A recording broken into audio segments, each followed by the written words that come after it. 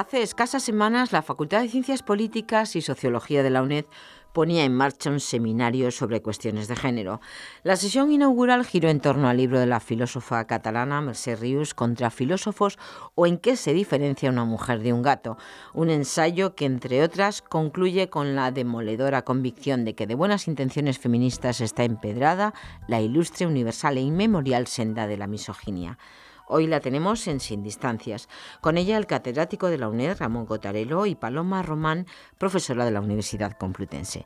Buenos días, profesor Cotarelo. Hola, buenos días. Pues aquí estamos de nuevo a hablar de un libro del que queríamos haber hablado hace unos días, que se celebró el Día de la Mujer, pero lo hemos estado retrasando para poder prepararlo mejor, contar con la autora y además empaparnos bien del contenido de la obra, que es verdaderamente denso.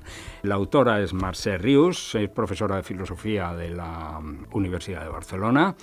El libro se llama Contra filósofos y lleva un subtítulo que, agárrense, ¿en qué se diferencia una mujer de un gato? Que estos son ganas de provocar, realmente, ganas de provocar a la lectura de este, por lo demás, denso tratado y repaso de filosofía. Y me ayuda en la tarea mi querida colega, profesora de la Facultad de Ciencias Políticas de la Complutense, Paloma Román. ¿Qué tal? Buenos días, Ramón. Y buenos días, Mercè, y muchas gracias por haberte desplazado hasta aquí. Mercè, ¿por qué los filósofos son tan misóginos? Bueno, ya sabes, la filosofía siempre se ha considerado una especie de saber, ya incluso durante muchos siglos, ciencia, que era universal. Esto, más que con el tema de las mujeres, tiene muchas veces que ver con el tema de las lenguas, etcétera, etcétera. La filosofía está por encima de todo. Esto quiere decir que tiene un nivel de abstracción muy alto. Y no hace muchos días, releyendo Hegel, pues dice algo así como que las mujeres pueden ser cultas, pueden tener mucho gusto, pero claro, la abstracción, elevarse en lo universal, significa que no son aptas ni para la ciencia, ni para la filosofía, ni para según qué expresiones artísticas. Kant y Hegel y Kant, que son dos buenos elementos para establecer comparaciones, en este asunto concreto son los opuestos.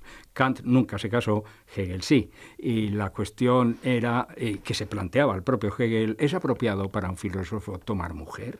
Sí, pero no sé si es cierto, porque yo de tema biográfico la verdad es que nunca he sido aficionada. En los filósofos me meto en los libros de filosofía y la biografía me importa poco, pero me parece que esto es cierto, que Hegel tuvo un hijo natural. No sé si lo abandonó, pero finalmente él acabó muriendo en la guerra, el joven. O sea, que él, mujer quizá no quería tomar, sí, pero que tenía un hijo anterior al matrimonio, seguro. Sí. Claro. Bueno, eso, si me permites la observación, supongo que Paloma estará de acuerdo porque sé mucho de su mentalidad rigurosa y empiricista. Haces mal en no tomar en cuenta la circunstancia biográfica y hasta temporal de los filósofos. Casi como, me atrevería a decir, como que te vas a dejar engañar, porque, vamos a ver, Schopenhauer, Paloma, Schopenhauer. ¿Puedes separar la misoginia de Schopenhauer de sus circunstancias familiares? Yo estoy de acuerdo con lo que estás diciendo, Ramón. Ahí yo diría que, no sé si llevados por una curiosidad que tenemos todos, sí que habría que incidir en lo que algunos llaman la ventaja explicativa de la metahistoria, es decir, rascar un poco en esa otra vida más allá de lo publicado. Recuerdo el caso de una colega nuestra, además, feminista, acérrima, que hablando en una charla de algunos autores y bueno, de la relevancia que tenían, hizo al final una gran pregunta, que es, bueno, ¿y algunas de estas personas hizo feliz a los que lo rodeaban? Como una cuestión que también habría que plantearse más allá de sus contribuciones sesudas y que nos han abierto quizá otros horizontes, ¿no? Sí, pero más en concreto. Si Schopenhauer no hubiera tenido esa relación de absoluto odio con su madre, al extremo de que llegaron a la agresión física, y que pasaron 2/3 de sus respectivas vidas sin hablarse, porque se odiaban. Si eso no lo tomamos en cuenta, ¿no te parece que perdemos algo a la perspectiva cuando leemos las tiradas de Schopenhauer contra las mujeres? No, porque lo de las mujeres es que a mí lo que me interesa de Schopenhauer es su filosofía y no el conjunto, o sea, el mundo como voluntad y representación, aparte de lo que diga después de las mujeres, que bueno, esto ya se puede comentar, que es otra cuestión, estos deslices, estas caídas que tienen los grandes filósofos cuando hablan de determinados temas, porque este es el problema, claro, sí que es un problema, que la filosofía es muy abstracta, entonces tiene un cierto nivel que puede ser más o menos convincente. Por ejemplo, podemos coger a Heidegger, que es un autor que tiene todavía hoy en día pues muy respetado. Y es cierto que cuando salimos de este nivel y nos ponemos en otros niveles más concretos, referentes a la vida, pues los grandes filósofos a veces dicen unas tonterías que una tampoco no entiende, porque muchas veces se los invita a programas para que den su opinión sobre no sé qué cosa que está pasando. Y la opinión del filósofo es tan pobre o más que la de cualquier otro. Es verdad que hay una diferencia, pero en todo caso, a mí no me interesa la persona cuando yo cojo una filosofía, a mí me interesa lo que leo. Yo soy muy partidaria de la filosofía como escritura, porque además hay otra cosa. Bueno, podemos juzgar, por ejemplo, eso que dice Schopenhauer, o también la relación tan difícil de Nietzsche con su madre y con su hermana, es otro caso, aunque yo no diría que Nietzsche fuera tan misógino, pero no importa, porque además hay otra cosa. A cada uno responde de una manera distinta a una situación que podríamos considerar psicológicamente parecida, ¿no?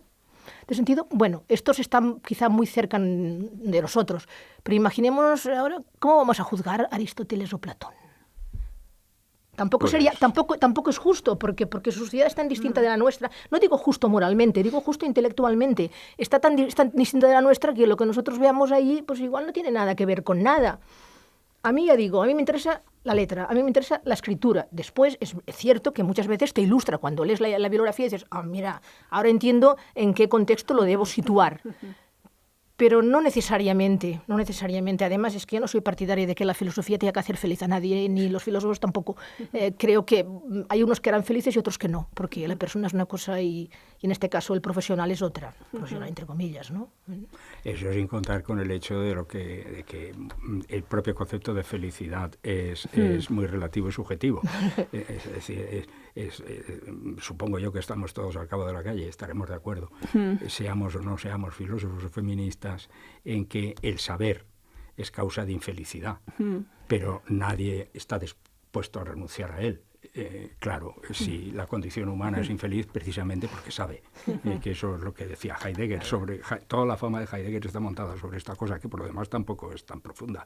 Pero en fin, no, yo insisto en que es importante, Marcé. Sí, entiendo, y leyendo tu libro, por lo demás, aviso a los oyentes de que estamos hablando del libro de Marcel Rius, Contra filósofos, o en qué se diferencia una mujer de un gato, y estamos tratando el difícil problema de la historia de la filosofía con respecto a las mujeres. Y además, pues como te digo, hay un elemento importante, porque no sé cómo lo puedes separar. ¿Cómo puedes separar las formulaciones, digamos, más abstractas, más generales, de la vivencia y de la experiencia concreta de la gente? Sin ir más lejos, pues por ejemplo, pues Aristóteles, que decía, nada de lo que pasa afuera, no pasa nada afuera que no esté en la cabeza de los hombres. Pues claro, pues es que es así. Y hablando de estas cosas que tú decías, el hijo natural de Hegel, por ejemplo, Marx, que no hay duda que se le puede conceptuar como filósofo, ¿verdad? No lo dudo. No lo dudo. Formación jurídica. No. Y luego él se dedicó a la economía, porque no todo el mundo es perfecto, pero en realidad él es un filósofo. Era filósofo. Marx tuvo un hijo natural con la criada. No, si se estaba en el orden del día. Pero, claro. es que además se negó a reconocerlo por influencia de su esposa, que era una mujer muy convencional. Y todavía a más extremo y mayor abundamiento, obligó a reconocerlo al pobre Engels. Porque para que Engels pudiera entrar en casa de Marx, dado que Engels vivía amancebado y la esposa de Marx, Jenny von Westphalen, que por cierto no hacía ascos al dinero que Engels metía en casa para vivir ellos, no estaba dispuesta a que entrara un amancebado en su casa. Y claro, toda esta faramalla, tú dices, bueno, no sé, ¿qué te parece, Paloma? ¿Matiza o no matiza? Es decir, el marxismo como bloque, si tú ignoras esto, ¿tiene el mismo valor o no? Yo, desde mi humilde opinión, no. Es decir, eso es algo que hay que poner sobre la mesa o hay que tener en consideración cuando uno está haciendo una valoración. La coherencia, claro, ¿no? La coherencia es fundamental, ¿o no? ¿Cómo le predicas tú a alguien algo no? que tú no haces? La predica con el ejemplo, ya lo sabes. Claro, mira Rousseau. Pero si Marx no predica nada. ¿Cómo que no? Marx no predica nada. La emancipación de las mujeres, entre otras cosas. Esto es una cosa secundaria, o sea, esto dentro de su esquema completo es una parte también muy discutible. Pero no, esto no es la esencia, no es la esencia de la filosofía de Marx. ¿En qué quedan los todos si despreciamos las partes según nos va viniendo el Pero a ver, a mí, ¿para qué me sirve saber si Hegel tenía un hijo natural o no natural o legítimo, como lo queramos llamarle, para entender la fenomenología del espíritu? Nada. Nada. Bueno, en absoluto. Kant, la crítica a la razón pura. Nada. Bueno, no lo sé. Tratándose de la fenomenología del espíritu, que al fin y al cabo es la primera obra y la de juventud. Pero que es cuando estaba en el asunto. Claro, es posible. Pero te sirve. Te pongas como te pongas. Mira, Rousseau pasa por ser el padre de la pedagogía ilustrada. Sí, menudo Rousseau, individuo. Claro. ¿Qué? Y menudo individuo. Claro. Sí. Ya. ¿Qué valor tiene lo que dice Rousseau? ¿Qué valor tiene lo que dice Rousseau cuando tú te enteras que el tío tuvo 5 hijos con una señora con la que se casó, Teresa, que ¿no? también era su criada? Sí, claro. Y a los 5 los metió en la inclusa. Ya. Claro, vamos a ver. Cuando tú dices algo y sostienes que ese algo es bueno para los demás, pero tú no te lo aplicas, pues a lo mejor es que no es tan bueno para los demás. Pues esto es como los curas, ¿no? Pero lo de siempre. Pero entonces, querrás decir que porque no sea coherente él con su vida, con lo que escribe, todo lo que escribe no vale para nada, y o sea, no tenemos ningún elemento de juicio nosotros para saber, aparte de que él lo cumpla o no, si aquello nos interesa o no nos interesa. Yo creo que sí. Este es uno. Por ejemplo, Marx, ¿no? Porque resulte que no fuera coherente lo de la revolución, otra cosa es que haya sido efectiva o no, pero vamos a decir, no, es que no lo queremos porque este señor no lo demuestra con el ejemplo. Esto además es una cuestión casi religiosa de demostrar con su ejemplo. Pero vamos a ver. No son morales los filósofos. Ya que hemos sacado a Kant. No son morales. Que hemos sacado a Kant también, otro gran predicador. Sí. El imperativo categórico es exactamente eso. Es eso. ¿El qué? Eso. ¿El qué? Que lo que tú hagas se pueda considerar norma para los demás. No puedo explicarte aquí el imperativo categórico, pero no es eso. Sí, que no, es que una Kant de lo las dice formas explícitamente que no lo es. Sí, porque sigue tomarse uno como medida de lo que debe ser. Y nadie se puede tomar como medida de lo que debe ser. Sí, se cura en salud. Pues lo siento, tenemos una idea equivocada, pero realmente el imperativo categórico es encontrar una formulación que dice que tu comportamiento pueda ser considerado como norma de todos los demás. Como norma universal. No. Ahora, claro, si eso tampoco es el imperativo categórico. El imperativo categórico. Y para entender el todo no me sirven las partes, pues estamos en una discusión muy filosófica. El imperativo categórico es que lo que tú hagas, si realmente puede universalizarse. Si no se puede universalizar, no debes hacerlo. Pues evidente, pues eso es lo que estamos diciendo. Sí. Exactamente eso. Sí. Y si lo que yo hago... Si lo que yo hago no se puede universalizar, porque si todos los seres humanos metemos a los hijos en las inclusas, la humanidad se acaba, entonces algo tendré que decir respecto al señor que dice eso. Bueno, pero claro, entre otras cosas, por ejemplo, llamarlo inmoral. Pero si lo llamas inmoral es porque tú has aceptado su filosofía. Entonces, si ya has aceptado su filosofía, si no aceptas esta filosofía del imperativo categórico, tú a él no lo puedes llamar inmoral. Previamente tienes que haberla aceptado. Claro, por supuesto, claro. Pues estoy hablando de un diálogo entre filósofos y lo que estoy diciendo es, ¿tiene o no tiene importancia a la hora de valorar los enunciados, los hechos? ¿Tienen o no? Claro, por supuesto, yo pienso que sí, volvemos otra vez al término de la coherencia. Yo no sé, quizá Marx, que conoce muy bien todos estos entresijos, ha leído mucho la obra de estos autores, está en una situación en la que puede hacer esa abstracción. Yo no, yo creo que sí que miro esas cosas y que dices, bueno, pues son coherentes, no lo son. A veces la coherencia te puede facilitar las cosas o no, pero sí que es un dilema moral al que tú te enfrentas cuando vas a valorar algo. Yo pienso que sí, ¿eh? Yo es que soy muy amoral en temas de filosofía, para empezar, pero... O sea, el tema esto es una de las cosas contra las que lucho de alguna manera. Esta idea de que por delante de la inteligencia está la moral.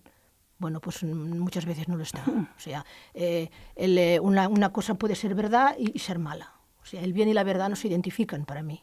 Creo que no. En este caso, no, la moral es otra cuestión que afecta al individuo, pero no necesariamente a sus teorías. Y además, yo establezco una distinción entre lo que sería la coherencia teórica, que por otra parte tampoco lo es nunca del todo, porque nunca hay una coherencia absoluta, pero bueno, se convendrá que es mucho más coherente el sistema de Kant que la filosofía de Nietzsche. En todo caso, la coherencia es y otra cosa es la coherencia personal.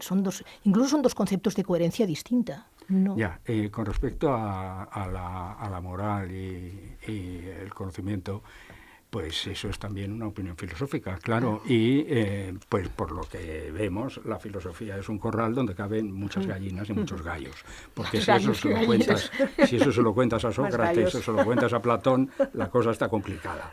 Y claro, que el conocimiento, el saber y lo justo, lo bello y lo sabio es lo mismo. Uno puede decir que no, probablemente con la misma razón con que puede decir que sí. Y supongo que el que dice que no estará dispuesto a admitir que tiene tanto fundamento para decir que no como el otro para decir que sí, ¿o no?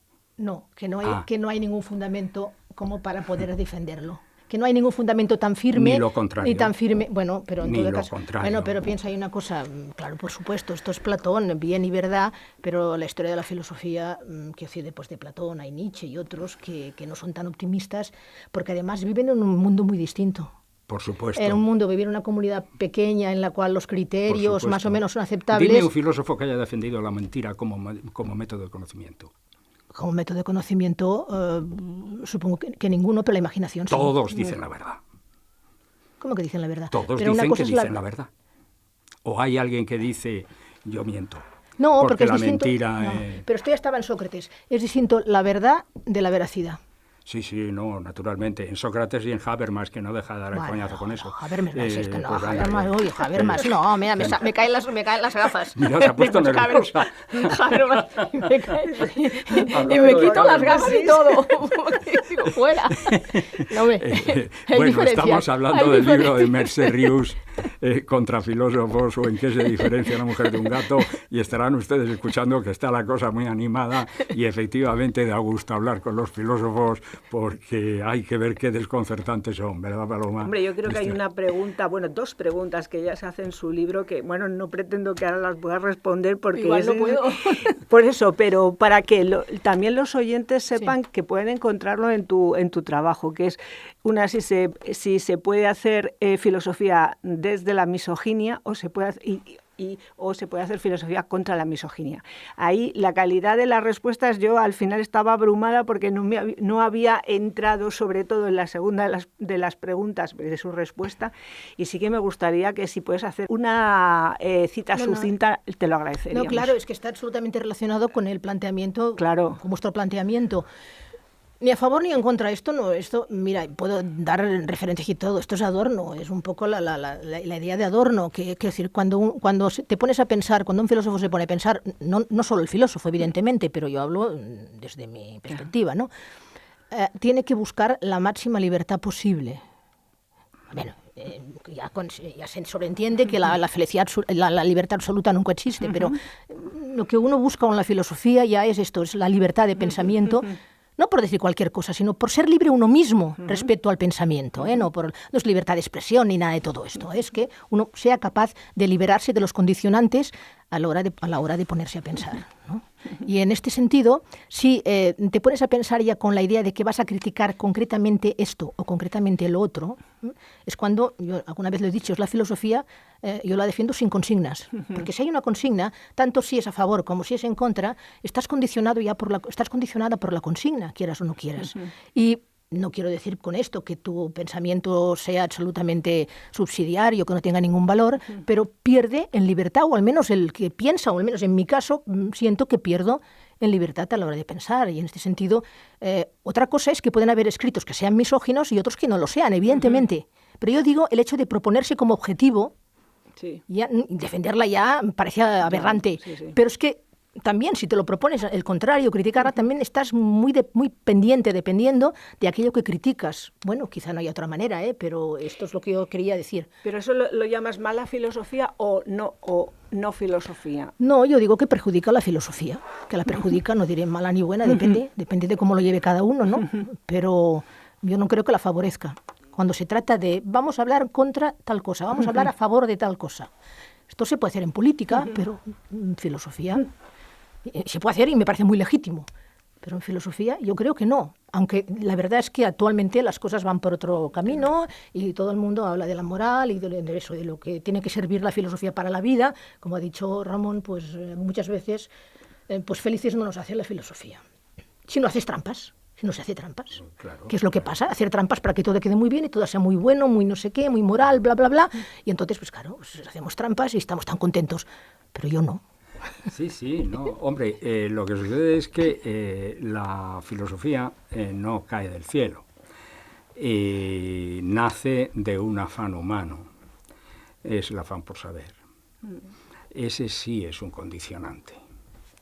Bueno, cada vez no menos. Se hace filosofía para no saber. Cada vez menos. Se hace filosofía para saber. Claro, y la pregunta es, ¿y usted lleva 20 y tantos siglos tratando de saber y resulta que ignora usted a la mitad del género humano? Claro. ¿Y esto le parece a usted saber? No, claro, es lo que planteo. Es decir, ¿sabe usted algo acerca de aquello de lo que habla cuando ignora usted a la mitad del género humano? No, que es lo que Esta es la cuestión, ¿no?, de la misoginia, ¿no? Creo que es lo que planteo en el libro. Esto sí que lo planteo, sí, ¿no? Es que esto eso sí es inherente. Esto lo planteo. Y eso no está un poco colgado de esa afición tuya de decir, me olvido de las circunstancias personales, de los hechos y de la historia, y me elevo a las regiones celestiales. No, pero hay dos cosas distintas. Yo creo dos cosas. Por una parte, que yo creo que, no sé si lo he conseguido, pero yo he intentado formularlo teóricamente. Lo que digo, no simplemente sí que hay aquí mucha ironía, a veces sarcasmo, sí lo hay, críticas incluso exageradas, ¿no? Que paso exabruptos incluso, los hay, pero yo creo que al lado de esto hay todo, al menos lo he intentado, todo un discurso filosófico en el que llego a extremos que son de mucha abstracción. Esto yo creo que creo que lo he hecho en este sentido. Y por tanto no excluyo. Y por otra parte hay otra cuestión. Yo diría, una cuestión es la propia condición personal y la otra la condición personal de los demás. Yo no puedo más que escribir desde mi condición personal, como cualquiera, como Schopenhauer, como Hegel, y no puede hacer más. Pero también, justamente por lo que decía, si pretendes liberarte, no de ti mismo, que esto ya sería exagerado, que conlleva ser un irresponsable, no quiero decir esto, pero si intentas liberarte, pues, intentas ir un poco más allá de ti misma, ¿no? Esta es la cosa. Y bueno, pues yo claro que escribo desde mi condición personal, pero intento no ser parcial ni subjetiva, porque también podemos caer en este extremo. Siempre el quejarse siempre del discriminado, del que está segregado, no sé qué. No, intento ir un poco más allá. Pero esto no es lo mismo que yo ponerme a intentar entender o entrar en lo que es la psicología de otro, en este caso Hegel, Kant. Porque, claro, sí, podemos decir que no han sido coherentes en su conducta, pero a lo mejor con esto no es suficiente. A lo mejor tendremos que llegar incluso a sus intenciones, y a sus intenciones no podemos llegar. Ya, pero sí, eso está bastante claro, aunque habría que hilar un poco más el discurso para decir, hombre, el discurso filosófico parte de que yo me libero de mi propia condición personal y estoy...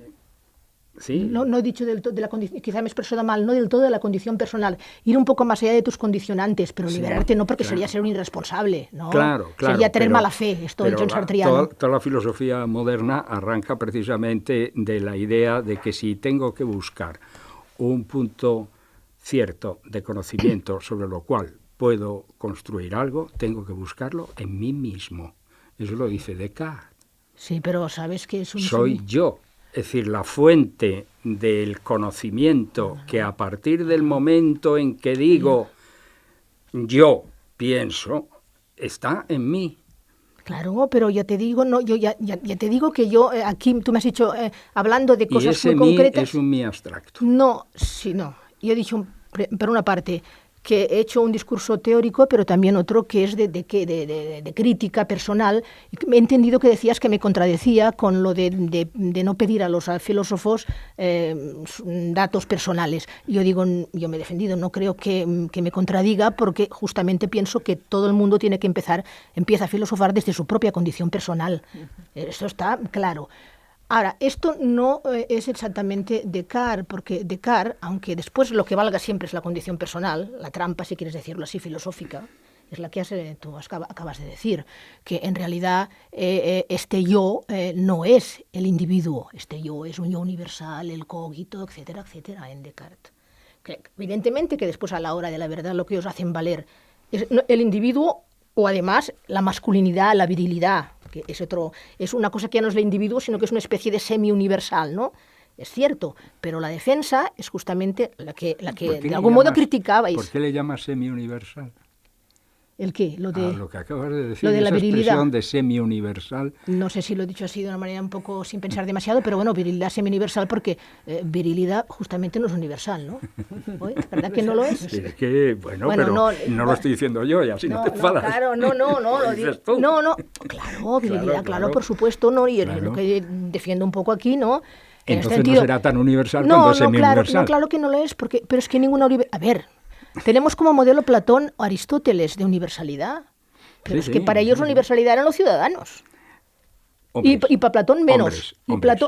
Y ciudadanos además. No solamente los esclavos, los extranjeros, nada de nada. Y para Platón... quizá ni los hombres, ni los ciudadanos, sino el ciudadano, el rey filósofo. No nos dejemos comer la moral. Paloma, nos quedan unos minutitos, nos dicen que nos tenemos que marchar. Ponen un aprieto a nuestra filosofía. Bueno, es difícil ponerle un aprieto a Mercè, pero yo sí que querría, bueno, si tenemos algo de tiempo, también para, como antes, captar a posibles lectores de tu libro y dentro, digamos, ya del ámbito del gran público, ¿a quiénes llamas las feministas bien intencionadas, de las que hablas en el libro?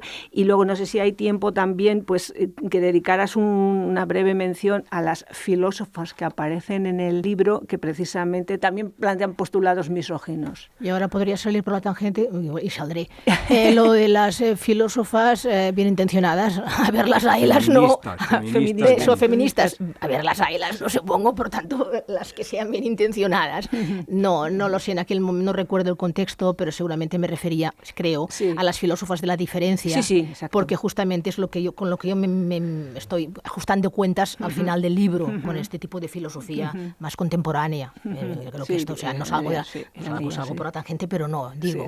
Y en cuanto a las demás, bueno, y lo explico, es una situación bastante lógica. Pero, a ver, yo lo que digo es que la misoginia justamente no es una acusación que se pueda dirigir a unos o a otros, ni a los hombres ni a las mujeres, porque en realidad las filósofas también han escrito en términos misóginos. Pero precisamente no creo que sea una acusación a la persona, no, sino o a falta de coherencia de las personas, en este caso las mujeres, sino es una cosa que es inherente al mismo discurso filosófico. Y aquí sí que es el problema que podría decir que yo tengo, porque he defendido hace un momento que a mí lo que me importa es el discurso filosófico, pero justamente, claro, si yo pudiera decir el discurso es neutro, y lo malo es la persona que no es coherente cuando lo usa, lo que dicen, hacen trampa.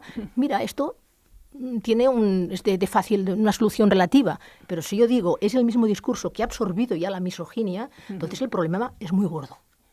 Esta es un poco la situación, que estas tres filósofas, que sobre todo las que hablo, incluso Beauvoir. Dejamos aquí, hemos planteado ya el problema de los problemas, sí, es estupendo esto de hacer un programa tan animado. Esto es una buena introducción a la lectura de este libro tan interesante. Agradecemos muchísimo a Mercè Rius que se haya desplazado hasta aquí para exponernos algunas de las perplejidades que nos inundan al respecto y, por supuesto, a nuestra querida colega Paloma Román. Muchas gracias a las dos. Gracias a todos.